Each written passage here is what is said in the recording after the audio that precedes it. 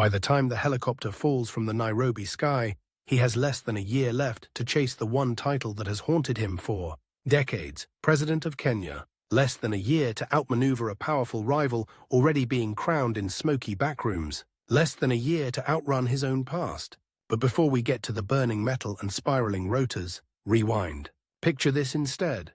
A small boy standing barefoot in the cold dust of Maasai country, staring at a school building that looks, to him, as distant as the moon. His name is George Saitoti. He is not yet a minister, not yet vice president, not yet the man who will one day sit across tables from the World Bank and the IMF, signing papers that move more money in a minute than his entire village will see in a lifetime. Right now he is just a child with a slate, a stick of chalk, and a secret. He is very, very good with numbers. The land around him is harsh and beautiful. Endless golden plains, thin, stubborn grass, cattle like moving shadows under the sun. Night falls quickly here, and with it comes a cold so sharp it hurts to breathe. His people measure time in seasons, in rainy years and dry years, in the number of cows lost or saved. The British flag still flutters somewhere far away, a symbol he doesn't fully understand yet, but he feels its weight in the rules, in the fear, in the way adults lower their voices when they speak about them. To many, a boy like George is already written into the script. He will herd, he will marry, he will live and die within a few kilometers of where he was born. But when he looks at the sky, he doesn't see fate. He sees shapes, patterns, angles between stars. At school, the blackboard becomes his battlefield. He doesn't have shoes, but he has speed. While other children are still reading the question, he's already halfway through the solution. At first, the teacher thinks he's copied from someone else. Then the teacher realizes something unnerving. The boy understands numbers in a way most adults never will. Imagine the scene. The classroom is a shack of timber and sheet metal, the air thick with dust and chalk. On the board, a problem no one else can solve. The teacher, frustrated, turns to the class. Who can try? Silence, nervous eyes. Then, from the back, the small, quiet boy raises his hand. He walks to the front, picks up the chalk, hesitates for 1 second, and then the world around him disappears. It's just him and the numbers. When he writes, it's fast, almost urgent, like he's afraid the idea will vanish if he doesn't trap it in symbols right now. The teacher watches as the solution unfolds, step by step, with a precision he hasn't seen even from older students in Nairobi. He checks the answer. It's correct. In that moment, something changes. Not just for George, but for everyone watching. The boy is no longer just a child from the plains. He is a possibility, but a brilliant mind in a poor body is a ticking clock. Time is the real enemy. If he doesn't get out soon, if he doesn't get a scholarship, a place in a better school, poverty will pull him back like wet soil around a struggling plant. The colonial system is not built to lift boys like him. It is built to keep them exactly where they are. His first big deadline approaches. The exam that will decide whether he moves on or whether his education ends here. One exam, one day, one shot. The night before, the house is dark. There is no electricity. The only light comes from a kerosene lamp burning low, choking the air with smoke. George leans over his books, eyes straining, lips moving silently as he runs through formulas in his head. Outside, he can hear the soft bells on the cattle, the wind sliding over the plains. Inside, he can feel something else. Pressure, the weight of a future he can almost touch, but not yet hold. If he fails, the future closes. If he passes, everything changes. He passes. Not just passes, his results are so good they do something rare in that time. They open a door. He wins a place at Mangu High School, one of the most prestigious schools in Kenya, a place that has already begun to forge the country's future leaders. This is his first real twist of fate. When he arrives at Mangu, it feels like a different planet. There is electricity. There is a proper library, endless shelves of books with words he can't yet pronounce. There are laboratories with glass and metal and the smell of chemicals. There are boys from wealthy families, sons of chiefs and businessmen, boys who have never walked 10 kilometers barefoot to school, boys who have never gone to bed hungry. In the dormitory at night, he hears them talk. Name-dropping, political gossip, future plans. They speak of Nairobi as if it belongs to them, as if State House is not a distant fortress, but a building where their fathers sometimes visit for tea. George listens more than he talks. This is the first time he fully understands the gap between where he comes from and where power lives. He responds the only way he knows, by working harder than everyone else. While other boys sleep, he studies. While others play, he solves problems that weren't even assigned. Teachers notice. They give him extra books, harder equations. He devours them. But Mangu is not just about grades. It's the place where he begins to see the outline of the country he will one day try to rule. In the school chapel, in the dining hall, in whispered conversations in the courtyard, he hears the arguments that will shape Kenya. It's politics for decades. Capitalism versus socialism, tradition versus modernity, tribe versus nation. Some of the boys he studies with will go on to become ministers, bishops, corporate chiefs. Some will one day sit across from him in cabinet meetings, or across from him in political war rooms, plotting how to block his path. And somewhere, in another school, in another corner of the country, a younger boy is also being groomed, surrounded by privilege and proximity to State House, a boy whose surname already carries the echo of power. They don't know each other yet. Not yet, but their paths are already bending toward collision. After Mangu, the next leap is even more improbable. He wins a place at the University of Dar es Salaam, joining an intellectual storm at a time when East Africa is still raw with the energy of independence. The campus is alive with debates. Revolution is not just a word in the newspapers, it's a mood. Young men and women argue late into the night about socialism, Pan-Africanism, the Cold War. The air is thick with cigarette smoke and ideas. George arrives there not as a politician, but as a mathematician. In lecture halls overlooking the Indian Ocean, he immersed himself in pure thought. Algebra, analysis, abstract structures that most people will never even hear of. While others plot future parties and political movements, he deals in symmetry, proofs, and the strange, beautiful logic of numbers that never lie. But even here, politics finds him. He sees fellow students pulled into activism, some into government, some into exile. He learns that brilliance alone is not enough. Power decides which ideas survive and which lives are crushed. And still he rises. He graduates and another door swings open. A scholarship abroad. First to Brandeis University in the United States, then to the University of Warwick in the United Kingdom. Imagine the contrast. From dusty classrooms in Kajiado to snow on the streets of Boston. From a village lit by kerosene lamps to a campus glowing with neon and fluorescent bulbs. From notes scribbled on scrap paper to massive chalkboards covered in symbols that look like secret codes. In America, he feels two things at once: exhilaration and isolation. Exhilaration, because suddenly the world is bigger than he ever imagined. Isolation, because for many people he meets, Kenya is just a name on a map. Some don't even know where it is. When he says he wants to go back and teach there, they look at him strangely. Why not stay? They ask. Why go back to a poor country when you could build a career here? But George knows something they don't. He knows what it means to be the boy with the slate in the darkness. He knows that somewhere back home there are children just like he was, staring at dusty blackboards, waiting for someone to believe in their minds. There's another clock ticking now. His scholarship money has an expiration date. If he doesn't finish his work in time, if he doesn't complete his thesis, he will be forced to return home without the one weapon he has fought for all these years, a PhD in mathematics. So the days shrink. Long nights at Warwick, the damp English winter pressing against the windows. He stands in front of a chalkboard under a flickering fluorescent light, his hands white with chalk, his eyes red from lack of sleep. Stochastic processes, measure theory, the kind of mathematics that lives so far beyond everyday life that it feels like a different dimension. He writes, erases, writes again. Weeks blur. The pressure builds. He's not just solving theorems, he's fighting for his future. He makes it. In 1972, George Saitoti earns his PhD in mathematics. In a world where very few Kenyans have doctorates in any field, he becomes part of an even smaller, almost invisible group.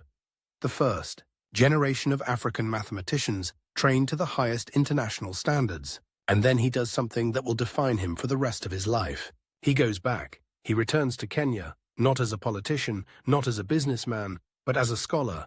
The University of Nairobi welcomes him as one of its brightest new stars. He becomes a lecturer, then a professor, one of the youngest math professors in the country. In his lecture halls, the air is thick with chalk dust and expectation. Students pack the room, some sitting on the floor, because they've heard rumors about the young professor who explains terrifyingly hard concepts with almost supernatural clarity. He walks in wearing a simple suit, books under his arm, face serious but eyes sharp. He fills the board with symbols, but he never forgets where he came from. When he explains, he returns again and again to simple, concrete images. A herd of cattle, a leaking water tank, a game of chance under a tree. He speaks to the boy he used to be. For many of his students, this is the closest they will ever come to pure, transcendent thought. For him, it is just the beginning. From the outside, his life looks settled, safe, respectable position, rising academic career, growing influence in the university. But inside, something is shifting. The university is not a bubble, it's a mirror. From the campus lawns, he can see the city growing, changing. Nairobi's skyline is rising. New ministries, new banks, new roads. With them, new tensions, corruption scandals, tribal rivalries, pressure from the IMF and the World Bank. Whispers of unrest. He's invited to meetings, committees, advisory boards. At first, it seems harmless.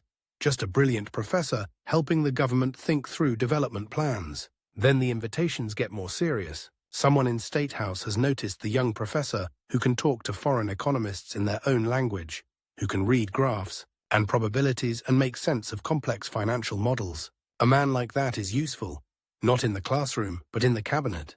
The first test comes quietly. He's asked to join the board of a major bank. Then he's offered the chairmanship of the Kenya Commercial Bank. The boy from Kajiado, who once counted goats, now oversees an institution moving millions of shillings every day. This is his second big twist. In the boardroom, power feels different than it does in a lecture hall. Here, decisions ripple out into markets, into lives. Here, a signature can save a project, or bury it. He sees up close how money flows in and out of the country. He sees who gets rich and who never sees a cent. And he notices something else. Around these boardroom tables, he starts to meet a different kind of young man. Sons of powerful families, political princes, men whose surnames are already famous, whose futures seem guaranteed. Some are charming, even friendly. Some are calculating. One of them, a little younger, moves through these spaces with an ease George never had.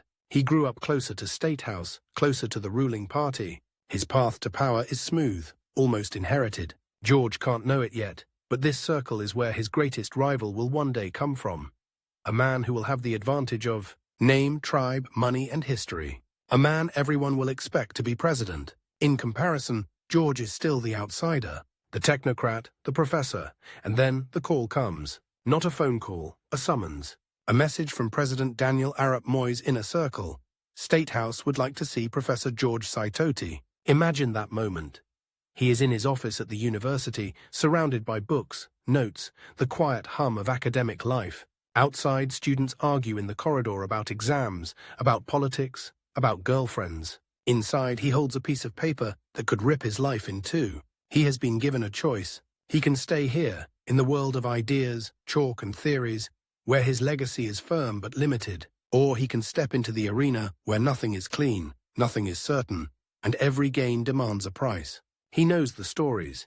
He has seen what politics does to men, how it lifts them up and tears them down, sometimes in the space of a single news cycle. He has seen friends silenced, exiled, broken. He has seen power used as a weapon, not a tool. But he has also seen something else. He has seen what bad decisions can do to a country. He has seen the suffering that comes not from the absence of ideas, but from the absence of people capable of turning those ideas into reality. If not him, who? State House gives him time to decide, but not much. 48 hours, according to some accounts. 2 days to decide whether to remain a professor, or to start the journey toward trying to become president one day. The deadline hangs over him like a storm cloud. He spends those hours between worlds, walking the university grounds, sitting in his quiet office, staring at the city beyond. He thinks of his students, their faces bright with hope. He thinks of his village, the dry wind across the plains. He thinks of all the boys and girls who will never make it to Mangu, who will never get on a plane to America, who will never see a lecture hall. He thinks of the young men in expensive suits already circling closer to the center of power, some of them his future rivals, though he doesn't know it yet. He knows that if he says yes, he will not be entering politics as a clean savior. He will be entering a machine already in motion, a machine that eats reputations and spits out scandals. He also knows that if he says no, he will spend the rest of his life wondering what might have been. Time runs out. On the second day, George Saitoti straightens his tie, steps out of the academic world, and drives towards State House. The boy with the slate from Kajiado is gone. The professor with the chalk is fading. A new figure is about to emerge, George Saitoti, politician. And with that single decision, the countdown truly begins. To triumphs beyond anything he imagined, to scandals that will almost destroy him, to a deadly rivalry with a man who seems destined to beat him, and eventually to that helicopter in the Nairobi sky. He walks into State House as an academic. He will walk out carrying something far heavier than any thesis he ever defended. The power to decide who in Kenya eats, who starves, who gets a road, who stays in the dark. Minutes from now, a quiet, bookish professor will be handed the keys to the National Treasury, and somewhere else in Nairobi, in a leafy suburb behind high walls, a young man with a famous surname will hear the news and smile thinly. The race to State House has just begun. Both men are still pretending they're not running. Inside State House, the air is cold, the marble floors shining, the silence heavy. Portraits of past leaders watch from the walls like judges. The corridors smell of polish, tobacco, and something else. Fear. Professor George Saitoti waits outside the president's office. He straightens his tie, but his mind runs through numbers, not fashion. Budget deficits, interest rates, foreign reserves. He knows the country is under pressure. Oil prices rising, debt swelling, donors shifting in their seats. The door opens. President Daniel Arap Moi looks at him with that unreadable expression that has terrified and confused ministers for years. Moi is a master of balance, of divide and rule, of keeping everyone just a little bit off-center. He knows exactly what he's doing, bringing in a man like this. They talk. We don't know every word, but we know the outcome. The professor is offered a post in government. Not a minor one, a serious one. Soon the official announcement comes. George Musengi Saitoti is appointed Minister for Finance. To most Kenyans, the name means nothing yet. To the markets, it means hope. Within days, he is no longer walking the echoing corridors of the university. He is walking into the Treasury building in downtown Nairobi, where the air smells of paper, ink, sweat, and panic. Waiting for him, thick files, urgent memos, worried faces. The technocrats brief him in rapid bursts. Inflation is high, growth is slowing. Donors are restless. Corruption is not just a whisper, it's a roaring engine chewing through public funds. The World Bank and IMF are sharpening their knives, preparing structural adjustment programs that could cut deep into the lives of ordinary people. He listens, takes notes, asks questions that make some of the older bureaucrats shift uncomfortably in their chairs. He is not there to warm a seat. He is there to do math with real lives. His first deadline arrives almost immediately. The national budget. The date is fixed. Parliament will sit. The finance minister will stand and read numbers that are more than numbers. They are promises, threats, survival plans. He has weeks. Imagine those weeks. Late nights in the Treasury, the city lights glowing outside like distant warning signals. His team argues over figures, pushing, pulling, trying to balance competing demands. Salaries, roads, schools, hospitals, debt service. Everyone wants more. The money is finite. On his desk, 2 piles grow higher every day. On the left, requests from ministries, urgent letters from MPs, handwritten notes from powerful people saying, "We need this." On the right, reports from the IMF and World Bank, thick with graphs, demands, and cold clinical phrases that translate in practice, "To do this, or we cut you off." He knows the stakes. If he gets it wrong, markets will panic, donors will punish, citizens will suffer. If he pleases foreigners too much, he becomes a traitor in the eyes of his own people. If he ignores them, the money dries up. At night, when the office finally empties out, he stays. He spreads the papers out like puzzle pieces. He works the way he once did in Warwick. Eyes burning, mind whirring, chasing an elegant solution through chaos. But this problem will not fit neatly on a chalkboard. There is no perfect answer. The day of the budget arrives. Parliament is packed. Members shift in their seats, some impatient, some nervous. In the public gallery, journalists wait with notebooks ready, pens hovering like knives. Outside, in dusty town centers across Kenya, radio sets crackle to life, people gathering around, waiting to hear what the professor will do to their lives this year. He stands, opens the heavy folder. His voice is calm, steady. He speaks of growth, of debt, of sacrifice. He announces cuts that will hurt. He announces programs that will help if they are not stolen along the way. He outlines a path designed to keep Kenya on its feet in a storm. Some MPs clap, some scowl, markets breathe. Donors nod cautiously. The professor has passed his first test. In the months that follow, he becomes a familiar figure, not just in Nairobi, but in Washington, in London, in the corridors of global finance. He sits across from men who once designed Africa on paper and now design its loans. He reads their faces as carefully as their documents. He knows their language, he knows their tricks. And for a while it works. Kenya weathers crises that might have crushed a weaker team. Investments come, then hesitate, then come again. The country walks a tightrope, wobbling but not falling. Inside the ruling party, KANU, people take notice. Here is a man who can talk to the world and deliver at home. A man who looks safe in a suit, sounds respectable on the radio, still carries the story of a poor village boy in his pocket like a secret weapon. Slowly, he is invited into a different kind of meeting. Dinner at political homes where the cutlery is silver and the conversations are sharper than the knives. Closed-door sessions where provincial power brokers lean over maps, counting votes by district, by tribe, by loyalty. He listens more than he speaks, but he sees everything. He sees which ministers arrive late, expecting everyone to wait. He sees who whispers to whom in the corner. He sees who the president praises publicly, and who he trusts privately. And he sees another young man move through these circles like he was born for them. Uhuru Kenyatta, the surname alone is a spotlight, son of Jomo Kenyatta, Kenya's founding president. A man who grew up not just near State House, but inside its gravitational field. Where George had to earn every step, Uhuru inherited a staircase. Uhuru is younger, less experienced, but he carries an advantage Saitoti can never replicate. A name that sounds to some like destiny. They are polite, even friendly when they meet. They shake hands at receptions, exchange small talk at state functions. But under the surface, something else is forming.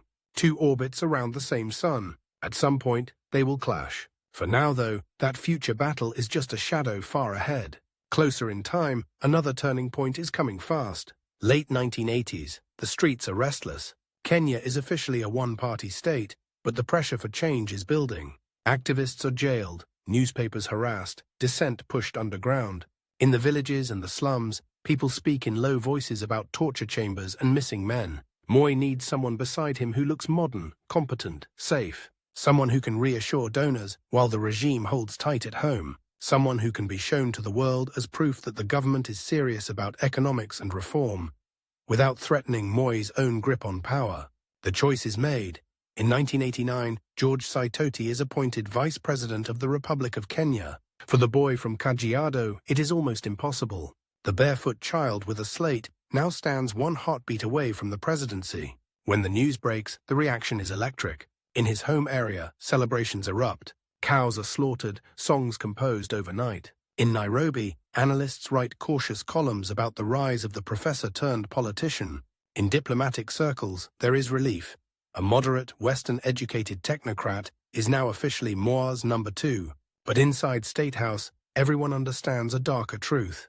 In Kenya's politics, number 2 is not a promise. It is a target. Vice presidents rarely sleep well. They are close enough to power to be blamed for everything, but far enough to be easily removed. They live in a permanent paradox, expected to be loyal but never too popular, competent but never too ambitious. George knows this. He has watched the fate of those who came before him. He has seen how quickly Moi can cut loose anyone who looks like they're building an independent power base. So he walks a tight line. In public he is careful, measured. He praises the president. He insists he is just a servant. In private he works. He travels the country, opens roads, launches projects, shakes hands, listens. Every handshake is data. Every cheering crowd is a graph in his mind. He sees how the country is changing. Young, impatient, angry about corruption, hungry for opportunity. He sees a generation that does not remember colonial rule, that has no nostalgia for the good old days, because they never had them. He sees an opening. But time is never on his side. The world is shifting. The Cold War is ending. Western governments no longer feel they must prop up friendly strongmen at any cost. They begin to talk loudly about democracy, multi-party systems, human rights. In Kenya, the pressure builds. Demonstrations, clashes, blood on the streets. In smoky rooms, KANU bigwigs argue about what to do. Some say, we must open up. Let them have their parties, we will still win.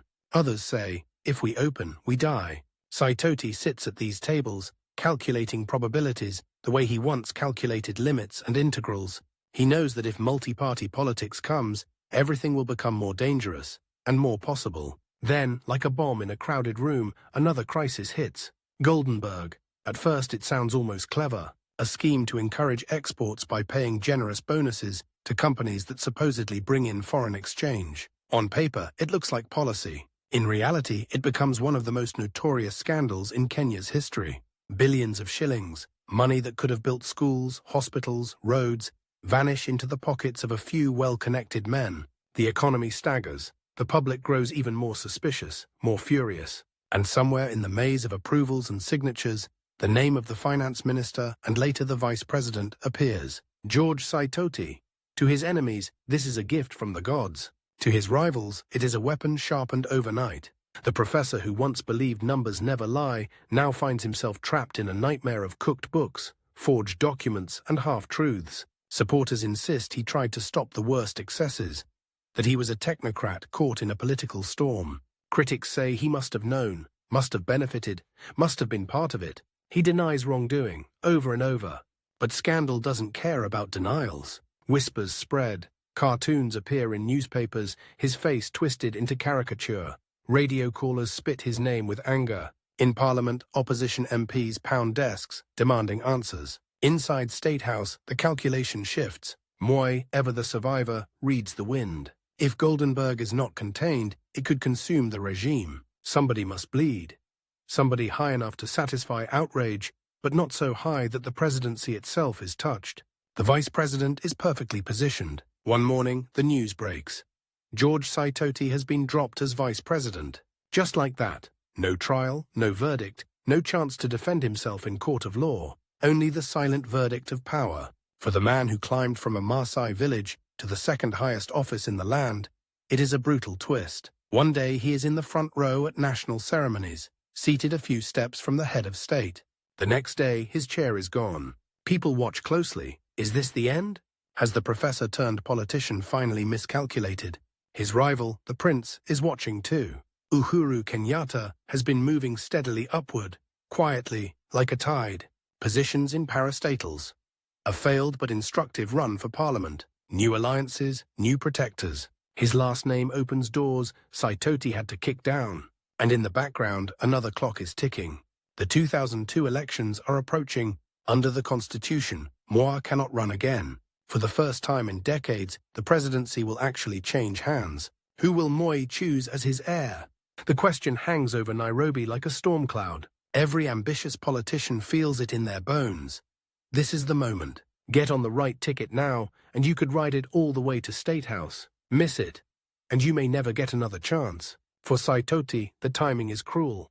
He has spent years being the loyal number two, traveling the country, defending the government in parliament, carrying the weight of unpopular decisions. He has smiled through boos, stood firm through scandals, always publicly faithful to Moi. He knows how the economy works. He knows how the party works. He believes quietly that he has earned at least the right to compete.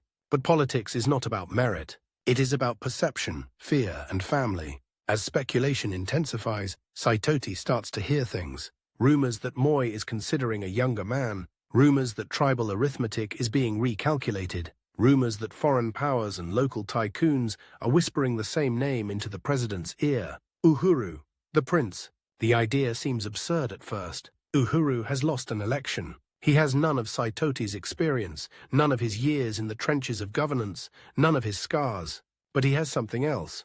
Bloodline. The magic of the founding father's surname. Behind closed doors, deals are made. Veteran politicians who once courted Saitoti's favor now hedge their bets. We respect you, Prof, they say, but you know, politics. Their eyes slide away when they speak. Their phones ring mysteriously, just as he begins to ask direct questions. The day of truth comes in 2002. Moi stands before cameras, before the nation, and introduces his chosen successor, the man he believes should be Kenya's next president, the man he wants KANU to rally behind. Not George Saitoti, the loyal vice president, Uhuru Kenyatta. In that moment, the rivalry that had been growing quietly in the shadows becomes brutally public. The camera cuts briefly to Saitoti's face. Controlled, expression almost neutral. But behind the calm, a tectonic shift. Decades of service passed over, years of loyalty set aside. For him, this is not just a political insult. It is a countdown starting all over again. Because now he knows two things. First, the machine he served will not make him president. Second, if he still wants that office, he will have to fight it from the outside. He also knows something else. Time is running out. He is no longer the young professor. He is a man in his late 50s watching a younger rival presented as the future. The window to plausibly run, to credibly lead, is narrowing with every election cycle. Days after the announcement, Saitoti makes his move. At a tense Kanu meeting in Kasarani, with thousands of party delegates watching, with Moi on the podium and Uhuru waiting in the wings, just George Saitoti stands up and delivers a line that will echo through Kenyan political history. There come a time when the nation is more important than an individual. It is a quiet rebellion wrapped in careful English, a declaration that he will not simply fall in line, that he will not sacrifice his own judgment or the country's future to someone else's dynasty. The hall erupts. Some delegates cheer wildly. Others sit frozen, calculating the cost of clapping too loudly. The clock to the election is now in hours, days. Allies must be chosen instantly. Bridges burned or crossed. Deals struck in hotel rooms at 3 a.m. In that frantic rush, Saitoti will make decisions that will define the next decade of his life. Who to join, who to oppose, how far. To go against the president he once served. The professor turned, minister turned vice president has been humiliated, scapegoated, nearly erased. But he is not finished. He is about to step into a new, even more volatile role. Opposition strategist, comeback architect, and eventually the man responsible for internal security in a country about to be tested by bombs, riots, and terror. And as he gathers himself for that next leap, one image refuses to leave his mind. A helicopter against a Nairobi sky, spinning, falling. He doesn't know when it will happen yet, only that every choice he makes now, every alliance, every risk, is another step on the path toward that metal cloud, and another chance, maybe the last, to outrun the prince who was supposed to replace him. The hall is still vibrating when he steps down from the podium. Delegates are on their feet, some cheering, some booing, some just staring at him like he has just walked across a minefield and somehow survived. Moi sits stiffly. Uhuru Kenyatta looks on, expression carefully blank. There come a time when the nation is more important than an individual. The words hang in the air long after the microphones are switched off. By the time George Saitoti reaches the parking lot, the countdown has already begun. 90 days to the election. 90 days to dismantle the machine he helped build. 90 days to decide, is he just another discarded lieutenant, or is he going to help bring down a president and the prince chosen to replace him? Phones buzz, offers arrive. Some whisper, "Come back, Prof, you can still be accommodated." Others say, "Leave now, join the rebels. History is moving." He knows one thing. Staying in Kanu under Moi, beneath a ticket bearing Uhuru's name, would mean political suicide. He would be the decoration on his rival's coronation, the loyal footnote to someone else's story. He didn't climb from Kajiado dust to the vice presidency to end as a prop, so he jumps. Quietly, without fanfare, he slips out of Kanu's orbit and into the messy, chaotic world of the opposition. He talks to Raila Odinga's camp, to Mwai Kibaki's advisors, to the patchwork of parties that will merge into a new force, the National Rainbow Coalition, NARC. It is a strange moment. For years, Saitoti was the face defending Moi's government in parliament, the man fielding questions, explaining budgets, absorbing anger. Now he sits in smoky hotel rooms with people who used to call him a symbol of the regime. They look at him with suspicion, curiosity, and calculation. He brings something they desperately need.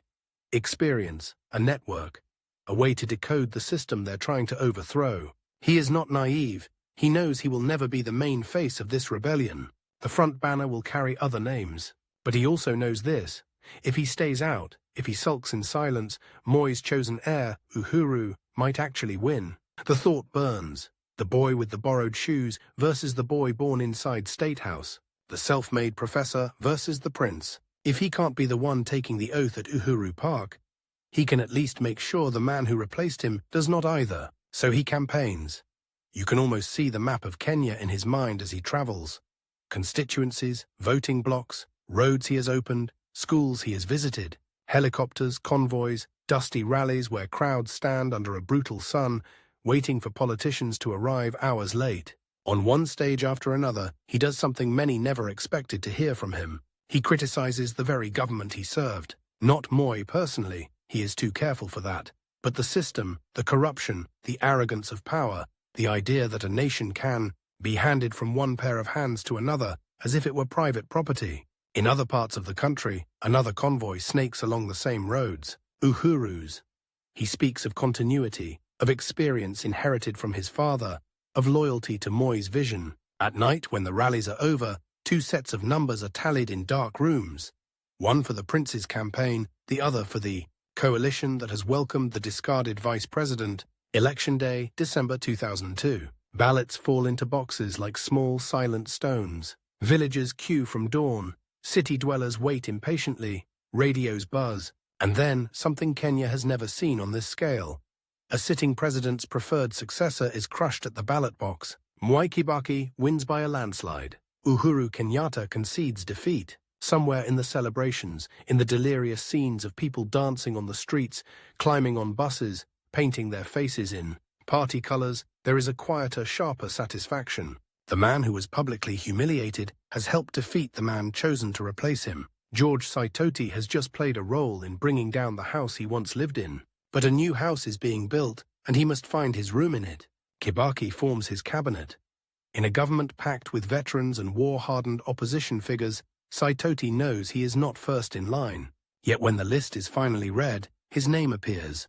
Minister for Education. On paper, it looks like a step down from the days of finance and the vice presidency. But for a mathematician, for a boy whose life was transformed by a scholarship and a classroom, it is also something else. It is a chance to change the equation for millions of children who will never see the inside of a Nairobi office. Barely settled into his new job, he is handed a political grenade disguised as a manifesto promise. Free primary education. Make it happen, the new government says, in weeks. Experts warn it is impossible. There is no time, not enough teachers, not enough classrooms, not enough desks. The budget will explode, the system will buckle. He looks at the numbers. They scream, no. He says yes.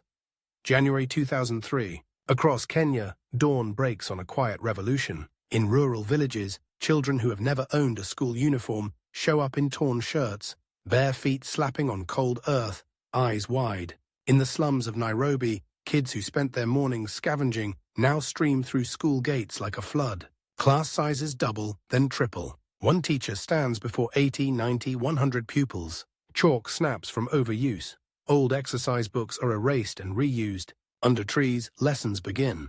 In some places, there are more students than chairs, so they sit on windowsills, on floors, on stones. An estimated 1.2 million extra children pour into classrooms in that first year alone. International cameras come. Donors beam. The world points to Kenya and says, look, a country that decided to educate its children. The man at the center of this storm stands in schoolyards, shaking the small hands of children who stare up at him as if he controls the future, because in a way he does. For George Saitoti, these are some of his proudest days. He still deals with memos, budgets, policy papers. But now, when he reads a number, 1,000 desks, 10,000 textbooks, he doesn't see abstract units. He sees faces. Of course, nothing in Kenyan politics stays pure for long. Soon, reports of mismanaged funds, ghost schools, and missing money begin to surface. Free primary education, that shining project, is dragged into controversy. Opponents say it's all a scam. Supporters insist that even with losses and leaks, millions of children who would never have seen a classroom are now learning to read. Saitoti is in the middle again, defending, explaining, promising action. Numbers as shield, numbers as target. And then, from the past, a ghost returns with a vengeance. Goldenberg. A commission of inquiry recommends that Saitoti and others be prosecuted. Headlines scream his name again, framed in scandal. Years after he was dropped as vice president, the old wound is ripped open, in full public view. For a moment, it looks like the end. He goes to court. The man who once lectured on pure mathematics now sits in the dock, his fate dependent on legal arguments and political wins he can't fully control. Supporters gather outside, singing, praying. Rivals watch, some with poorly hidden satisfaction. The prince, Uhuru, is now leader of the opposition in parliament. He does not need to say much. History seems to be doing his work for him. And then another twist. In 2006, the High Court rules that Saitoti should not be prosecuted over Goldenberg. The judge calls the move against him illegal, even malicious. The spectre that haunted him for more than a decade is, at least in law, pushed back. He walks out of court into the blinding Nairobi sun, not fully vindicated in the court of public opinion, but no longer formally marked as a criminal. The scandal that almost destroyed him becomes, strangely, a symbol of his survival. Politics, however, rarely gives anyone time to breathe. 2007 approaches. The air thickens again. Kibaki is seeking re-election. The coalition that brought him to power is fracturing. Raila leads a new opposition wave. Violence, if things go wrong, is no longer an abstract fear. Everyone remembers the anger that simmered after past elections. And somewhere in this chaos, Uhuru makes another unexpected move. He abandons his role as official opposition leader and crosses over to support Kibaki's re-election bid. The prince who once stood against the system now helps defend it. So there they are again, on the same side of the official line. Two men who have traded places over and over. Ruling party to opposition, opposition to ruling party, loyalist to rebel, rebel to loyalist. Side by side in photos. Never truly on the same team. The 2007 election explodes. Accusations of rigging, contested results, then something far darker. Streets that once filled for peaceful rallies now fill with machetes, matches and screams. Neighbors turn on neighbors. Churches burn. Bodies lie in ditches where campaign posters once flapped in the wind. Kenya teeters on the edge of the abyss. Inside State House and government offices, ministers huddle around maps, security briefings, casualty reports. Saitoti, still in the cabinet, watches a country he helped administer begin to tear itself apart. He sees the price of politics measured not in seats or ministries, but in corpses.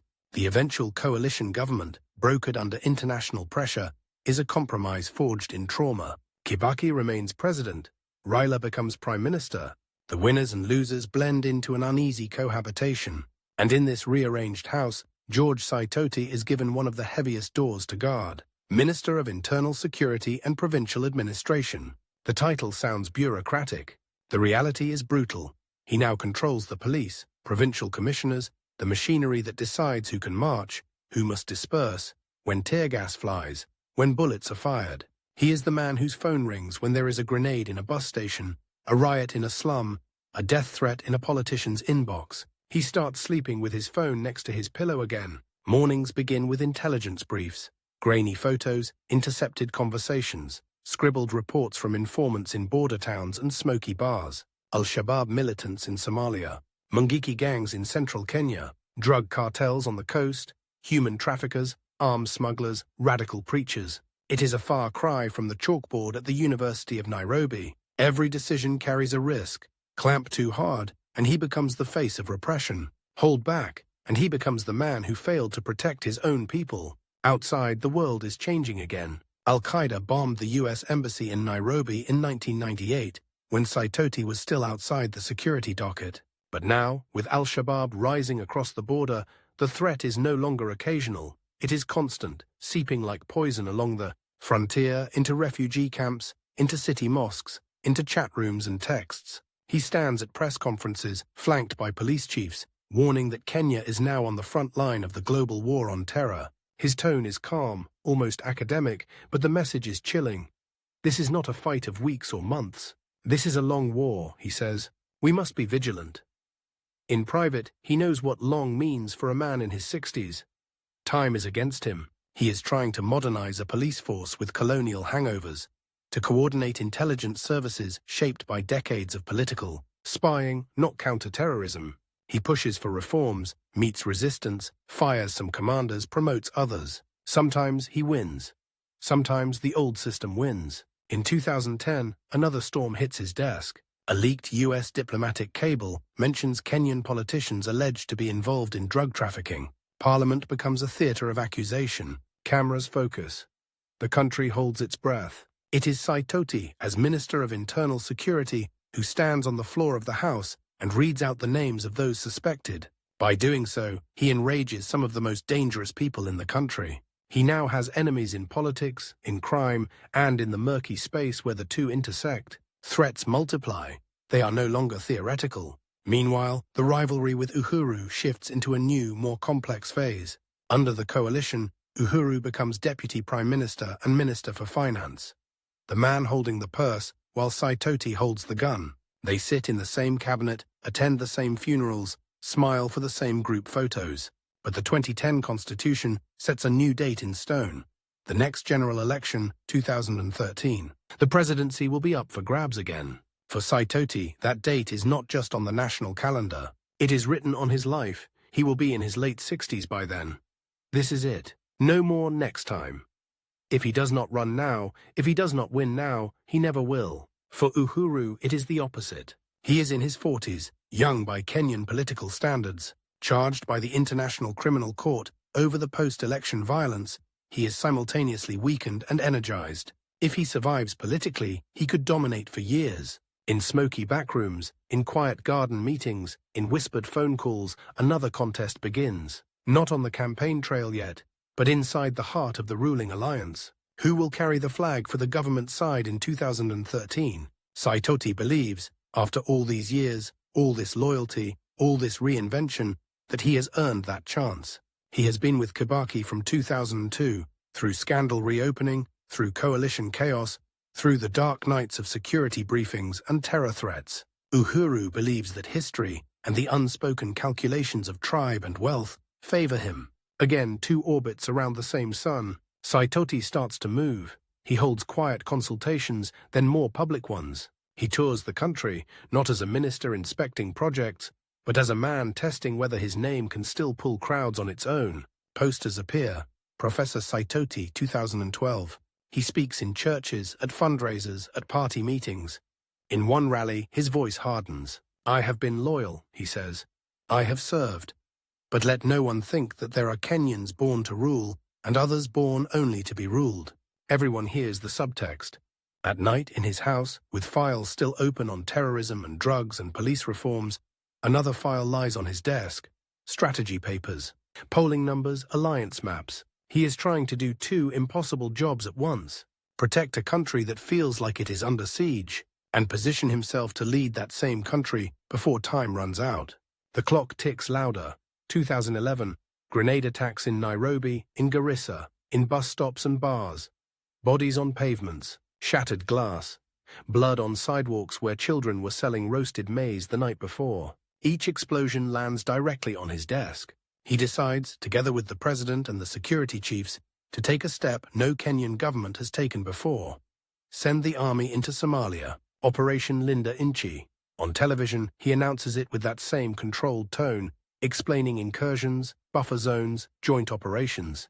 But he knows that once you cross a border with guns, nothing is guaranteed. Retaliation is certain, so is escalation. He is ordering young men into war from a desk covered in graphs and aerial photos, fully aware that some of them will not return. And still, the clock ticks. The election date does not move. His age does not go backwards. His rival does not slow down. If anything, Uhuru accelerates, building a new alliance, courting those who once cheered Saitoti's stand in Kasarani. Behind the scenes, pressure grows for the ruling camp to rally behind a single candidate. Names are floated, tested, discarded in newspaper columns and party gossip. Some say Saitoti is respected, but can he win? Others say Uhuru has the money, the networks, the youth. The professor versus the prince, one more time. He feels the squeeze.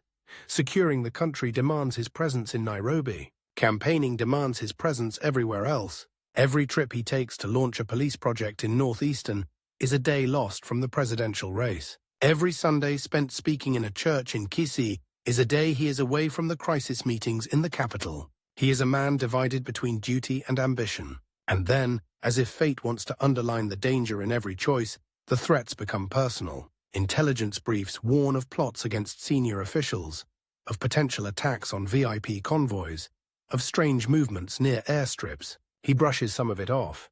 In Kenya, rumors are constant. But he also tightens his circle, sharpens his routines. June 2012, a chilly Sunday morning in Nairobi.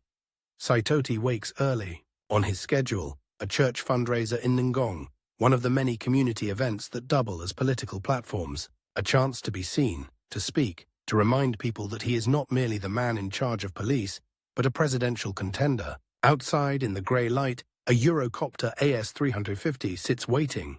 He has stepped into countless helicopters over the years, to inspect drought-hit areas, to open roads, to attend funerals, to tour war zones, to race between rallies. The thump of rotor blades is as familiar to him now as the crackle of a radio broadcast was to the boy in Kajiado. He walks across the tarmac, coat flapping slightly in the wind, aides following with files and phones. There is no sign, in that moment, that anything is wrong. He climbs in. Beside him, his assistant minister, Orwa Ojode. In front, the pilots. Around them, the usual chatter of air traffic control, the ordinary choreography of takeoffs and landings. From the ground, to anyone watching, it looks routine. A minister on a Sunday flying out to do what politicians do. Speak, be seen, shake hands. Inside the cabin, the world shrinks to seatbelts, headsets, and the vibration of metal. The engines roar, the blades blur. The helicopter lifts, rising above the tarmac, above the trees, above the city, waking slowly below. Down there, in homes and churches and cafes, Kenyans read newspapers filled with stories of insecurity, corruption, constitutional battles, ICC cases, election preparations. Saitoti's name appears in many of them. Up here, in the cold morning air, he is just a man in a small machine, defying gravity. He has no way of knowing that the clock he has been racing his whole life, the clock of poverty, of opportunity, of political windows, of election dates, is about to stop not on the ballot he dreamed of, but in a burst of metal and fire in a forest clearing, minutes from where he took off. By the time the first column of smoke twists up from Ngong Forest, his campaign posters are still fresh ink. On walls in Kajiado, in Nairobi estates, in dusty trading centers, the same face looks out. The professor who wants to be president. A careful smile, a neat suit, the words Prof. George Saitoti 2012 printed underneath. On the ground near Kibiko, there is no neatness. Witnesses talk later about the sound first, a low whine that turns into a terrible ripping roar, then a thud that seems to punch the trees from below. Some say they see something spinning. Others swear the helicopter simply drops out of the cloud, swallowed by the green, then spat out as fire. It is just after 8 on a Sunday morning, 10th of June 2012. People run toward the smoke. They find a crater gouged into the earth, branches snapped like matchsticks, metal twisted into unrecognizable shapes. A wing of the helicopter, if you can call it that anymore, lies blackened, still hissing in the cold air. The smell is unforgettable. Aviation fuel, burning plastic, scorched soil, and something else no one wants to name. Police arrive, then more police. Then officials in suits, faces tight, phones glued to their ears. The first rumor hits the airwaves before the fire is fully out. Internal Security Minister George Saitoti's helicopter has crashed near Ngong. For one brief, suspended moment, the country hangs on a single fragile hope. Maybe he was not on board. Maybe he survived. Maybe this is just another scare that will melt away under the next news cycle. Then the confirmation comes. All 6 on board are dead. Among them, Professor George Saitoti and his assistant minister, Orwa Ojode. At that exact moment, Sunday services across Kenya are in full flow. Pastors are preaching about faith and endurance. In some of those churches, only a few hours from now, congregations will stand to observe a minute of silence for a man who was supposed to be at a church fundraiser when he died. In Ngong Forest, the silence is broken only by crackling metal and the murmurs of stunned onlookers. The man who spent his life racing time has run out of it. Minutes into a routine flight, newsrooms switch into emergency mode. Archive footage rolls. A younger Saitoti taking the oath as vice president. An older Saitoti announcing free primary education. A stern Saitoti warning about terror threats. A smiling Saitoti at rallies, promising a new Kenya under his leadership. Commentators scramble for words. Veteran, survivor, controversial, meticulous. None of them capture the simple brutality of the scene in the forest. At State House, President Mwai Kibaki is told. At his home, Raila Odinga is told. Somewhere, in another compound behind high walls and guards, Uhuru Kenyatta is told. The professor is gone. The rival he has measured himself against for years stares at the same breaking news banner as millions of other Kenyans. For a moment, the competition, the calculations, the numbers all blur. A man he has campaigned against, served with, stood beside in cabinet meetings and parliamentary benches, has just fallen from the sky a few kilometers outside the capital, 9 months to the election. 9 months to the day, Saitoti hoped to stand in front of a crowd and lift his right hand to swear the oath of office. Suddenly, every calendar he has marked, every date he has circled, becomes a museum piece. The body is taken to the mortuary. The police lines stay up in the forest. Investigators begin their careful dance among the debris, photographing, labeling, collecting. Helicopter parts, bits of wiring, shards of glass, charred clothing, any small clue that might explain why a modern Eurocopter dropped out of the sky on a clear morning. But the investigation on paper is only half the story. There is another one, less tidy, that begins in whispers long before any official report is released. Because George Saitoti did not die as just any minister. He died as the man in charge of internal security, the man who read out the names of alleged drug barons in parliament, the man who pushed a war against al-Shabaab, the man who wanted to be president in a race already thick with ethnic arithmetic and raw fear. The questions begin even before the flames cool. Was it the weather? Was it mechanical failure? Was it pilot error?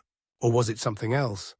In the slums of Nairobi, in matatus, in university dormitories, in barbershops and markets, theories multiply. Some point to the drug traffickers, who now have one less determined enemy in government. Others nod toward shadowy political interests, afraid of what a President Saitoti might do to the old order.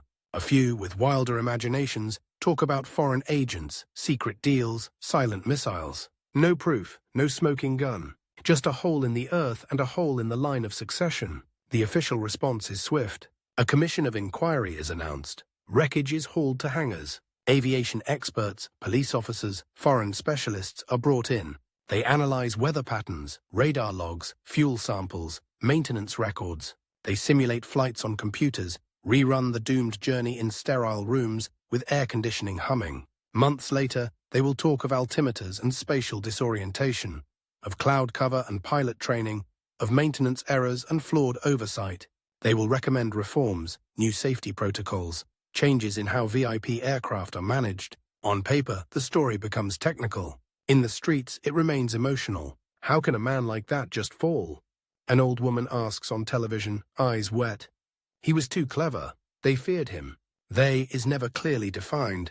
That is part of the power and the danger of the story. In death, Saitoti becomes not just a politician, but a mirror for Kenya's deepest suspicions about itself. That power is lethal, that speaking too loudly about the wrong things can get you killed, that sometimes the most dangerous thing you can be is a person who knows too much and is about to step onto a bigger stage. The state funeral is choreographed with military precision. In Parliament, his body lies in state, draped in the Kenyan flag, guards at attention. For 2 days, Kenyans file past the casket in a slow stream.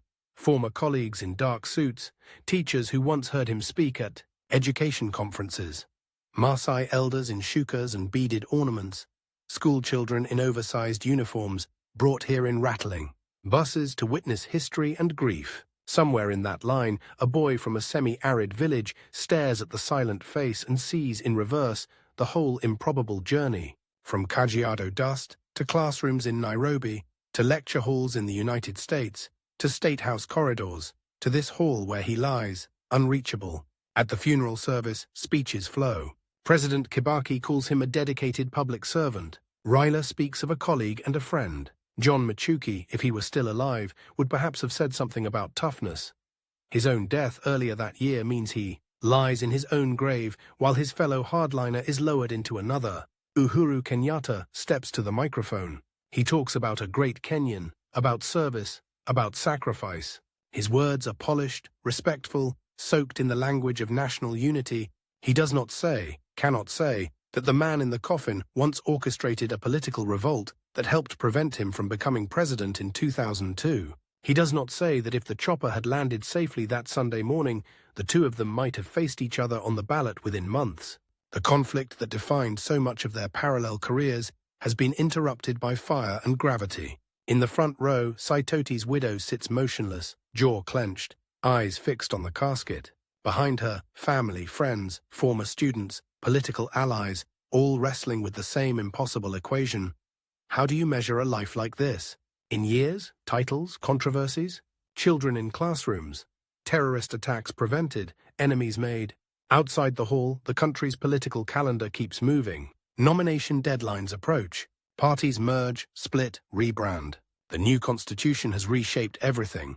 New offices, new rules, new temptations. In smoky backrooms, the question Saitoti obsessed over in his last years returns, now with a bitter twist. Who will carry the establishment's flag into the 2013 race? For years he thought, quietly, sometimes not so quietly, that the answer should be his own name. He had the experience, the networks, the language of reform, balanced with the instincts of a survivor. He had been the bridge between the old Moi era and the new Kabaki order, the man who could move between ethnic blocks with a Maasai cloak on his shoulders and Kikuyu blood in his veins. Now his absence is its own kind of presence. His supporters scatter. Some fold themselves into Uhuru's camp, trading old rivalry for new calculations. Others drift toward different alliances, toward Raila, toward smaller figures promising a fresh break from the past. A few simply retreat from politics altogether, hollowed out by the crash and what they read into it. In the Internal Security Ministry, his chair does not stay empty for long. Files continue to move. Crime does not pause for mourning. Al-Shabaab does not suspend its plotting out of respect. The men and women who briefed Saitoti with trembling maps and grainy photos now brief someone else. But habits are hard to kill. Police commanders still refer to Prof in present tense for months. Someone catches themselves saying, "We must inform the minister," and then falls silent. In some remote station, a framed photograph of him in uniform remains on the wall. Dust gathers slowly on the glass. In Somalia, Kenyan troops push deeper. Operation Linda Ninchi, the war he helped launch, morphs into a longer, more complex entanglement. Official bulletins talk of successes, captured towns, neutralized militants. The enemy responds in the only language it knows. Westgate Mall, 2013. Garissa University, 2015. Attacks on buses, on towns, on police posts. By then, Saitoti has been in the ground for years, yet each fresh trauma reopens a question that haunted him in office. How do you secure a country whose frontiers are porous, whose police are underpaid and undertrained, whose politics bleeds into every uniform? He is not there to answer, or to be blamed, or to defend himself, as he did in the Goldenberg years, with technical arguments and slow, careful words. Others take the microphone. Others stand at press conferences flanked by stern-faced officers, promising investigations and reforms. The war he helped begin outlives him, stretching beyond his own race against time and into a new generation's nightmares. And what of the race he never got to run? March 2013. The date he circled on his mental calendar arrives exactly as he imagined, with tension, with uncertainty, with the weight of history, pressing against the ballot boxes. But he is not on the ballot. Uhuru Kenyatta is. The prince who spent a decade as his shadow, then his rival, then his uneasy ally, now stands at the center of the arena Saitoti prepared. Himself for all those years, he campaigns with the urgency of a man under international indictment, promising digital governance, new jobs, national healing. In quiet corners, some of Saitoti's old supporters whisper to each other, "If Prof was here, would we be in this position? Would he have united these factions differently? Would he have been able to bridge the gap between old guard and new?" Those are questions no election result can answer. The votes are cast, the numbers are contested. Petitions fly to the Supreme Court. For a few weeks, Kenya holds its breath again, this time not because a helicopter has fallen, but because a legal judgment will decide who sits in State House. When the court upholds Uhuru's victory, the prince finally becomes president. The stadium where he is inaugurated explodes with color and sound. Military jets roar overhead. Drums pound, choirs sing. Delegations from across Africa file past red carpets. Look carefully at that stadium. It is the same Kasarani where 10 years earlier, George Saitoti stood and told a stunned ruling party that there come a time when the nation is more important than an individual, publicly breaking with the man who made him vice president. In one decade, the stage has seen two acts of defiance and coronation, two men whose careers were woven together by chance, bloodlines, and stubborn ambition. One walks here as president. The other, whose words still echo in the rafters, will never walk here again. History is rarely sentimental. It absorbs, it repurposes, it forgets. But people remember in different ways. In a primary school in rural Kenya, a girl in a worn uniform traces letters on a rough desk. Her parents never went to school. They could not afford fees. She is here because a government, under a minister for education named George Saitoti, decided that primary schooling should be free. She does not know his name, or if she does, it is only as a face in a faded poster in the head teacher's office. His life has already turned into policy, into a background condition she never questions. In a police camp somewhere in the north, a young officer cleans his rifle, waiting for the next patrol into bandit territory. He curses the broken-down vehicles, the late salaries, the bureaucracy. He has heard old colleagues talk about a minister who wanted to modernize the force, to equip them better, to turn intelligence from political spying into something that could actually stop bombs. He shrugs. Politicians come and go. Orders remain. In a Nairobi courtroom, years after his death, the name Saitoti appears in a legal argument about Goldenberg, about corruption, about accountability. Judges and lawyers debate the legacy of decisions made in the 1990s and 2000s. Long before some of the interns in the room were born, on television talk shows, analysts invoke him as a cautionary tale, as an example of resilience, as a symbol of the system's ability to recycle and redeem. Was he a reformer trapped in a rotten machine? Or a loyal servant of that machine who occasionally pushed back when it suited him? The truth does not sit neatly in either box. He was both the boy who got a scholarship and never forgot the power of a classroom, and the finance minister who sat at the center of a scandal that bled the country's treasury. He was both the champion of free primary education and the minister who presided over a program later scarred by allegations of graft. He was both the man who warned of terror and drugs and the man whose police sometimes crushed protests with tear gas and batons. He was, in other words, a politician, and something slightly more or less, depending on where you stand. What makes his story hard to file away is not just its contradictions, but its incompleteness. Most powerful men in Kenya either retire, are voted out, or cling on long enough to watch their influence evaporate in slow motion. George Saitoti did none of those things. He left mid-air. He left with rally posters still being printed, with files still open on his desk, with alliances still being negotiated in hotel conference rooms. He left with his main rival not yet president, with a war not yet fully underway, with an education system still adjusting to the tidal wave of students he helped unleash. He left with the clock still ticking loudly toward a date he would never see. Somewhere in his home, there was probably a calendar with March 2013 marked in red. At some point, after the funeral, someone would have taken it down, or turned the page over, or left it on the wall until the year quietly expired. You can imagine that person standing there, fingers resting on the square of that date, feeling the strangeness of it. The day that once represented the summit of a lifetime's climb is now just another box, empty, crossed out by history. Outside, life goes on. Children born the year his helicopter fell are now old enough to walk themselves to school. Some of them will study math the way he did.